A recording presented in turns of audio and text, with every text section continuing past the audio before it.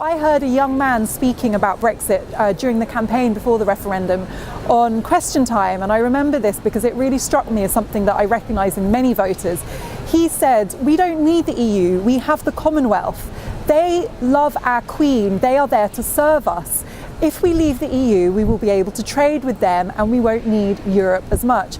And it was very much a relationship of subservience in his mind, that these people are loyal to the Queen, they're willing to provide their resources at some kind of discounted rate, and Britain will retain this greatness in the world.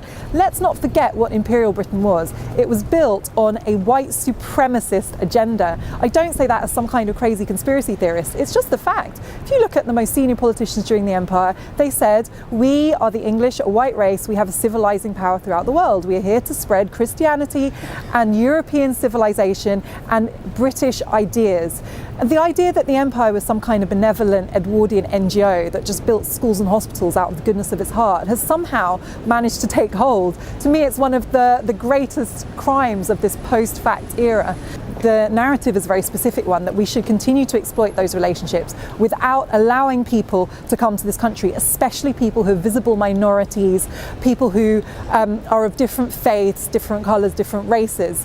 And so I think that you're starting to see these tensions arise in Brexit negotiations, because the idea that within the EU freedom of movement is the absolute red line that won't be crossed in negotiating with Europe, and then the idea that we will now renew these trading relationships with the Commonwealth but without allowing immigration, without even allowing students from countries like India, on which our universities are so dependent, is really trying to square a circle. And I think we're seeing the inconsistencies and the impossibility of that slowly starting to manifest in voters' perceptions of reality.